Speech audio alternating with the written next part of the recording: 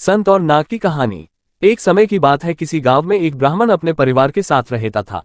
उनका परिवार में उनकी पत्नी और एक पुत्र था। वह बहुत गरीब थे, उनके पास कभी कभी खाने को भी नहीं होता था।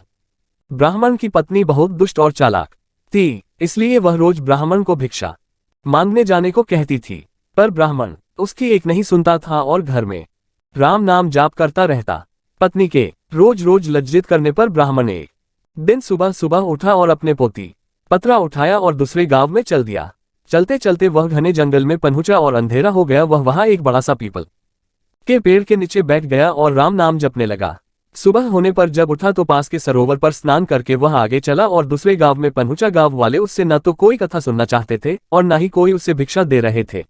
वह ब्राह्मण दुखी होकर घूम फिर उसी पीपल के पेड़ के नीचे आकर बैठ गया। वह पीपल का पेड़ बहुत विशाल था। उस पेड़ की जड़ में एक विशाल काला सांप रहता था। उस ब्राह्मण ने सोचा कि मेरी कथा तो कोई नहीं सुनता, यह कथा मैं पीपल के पेड़ को ही सुना देता हूँ। अपनी कथा सुनाने लगा।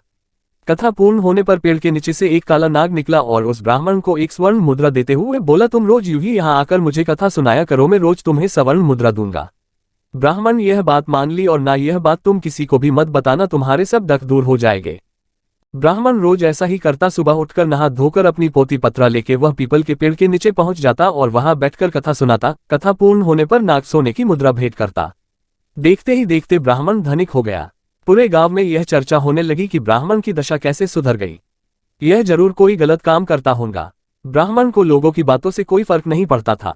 वह नित्य अपना यही कार्य करता रहता था।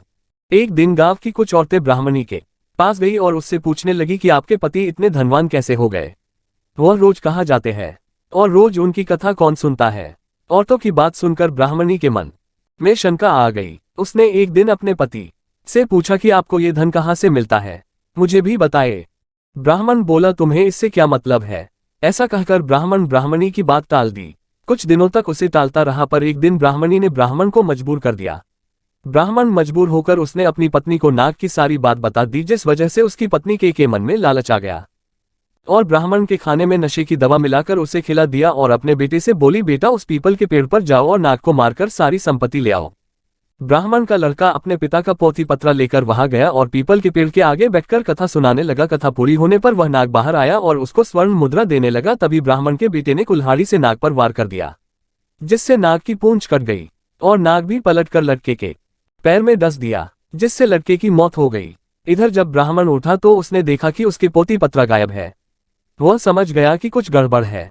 वह जल्दी से पीपल के पेड़ के पास गया तो देखता है कि उसका लड़का वहां मरा पड़ा हुआ है। नाग की पूंछ का कटना। ब्राह्मण को देखकर नाग बाहर आया और कहा, ब्राह्मण मैंने तुम्हें कहा था कि स्वर्ण मुद्रा की बात तुम किसी से नहीं कहोगे और तुमने बता दी। अब तुम यहां से चले जाओ, तुम्हें तुम्हारे पुत्र का डक है और मुझे मेरी पूंछ के कटने का डक है। मैं तुम्हें श्राप देता हूं कि तुम्हारी जो संपत्ति मेरे द्वारा बनी थी वह सब नष्ट हो जाएंगी। ब्राह्मण नाग देवता से मुख से यह सुनकर सर पिटता रह गया और रोता बिलखता अपने पुत्र का शव लेकर वहां से चला गया। घर जाकर अपनी पत्नी को बोला, देखो तुम्हारे लालच की वजह से हमने अपना इकलौता पुत्र गंवा दिया और हमारी सारी संपत्ति नष्ट हो गई। तो दोस्तों, इस कहानी समय यह सीख मिलती है कि हमें ज्यादा लालच नहीं करना चाहिए। जाते जाते हमारे चैनल को लाइक सब्सक्राइब जरूर करें।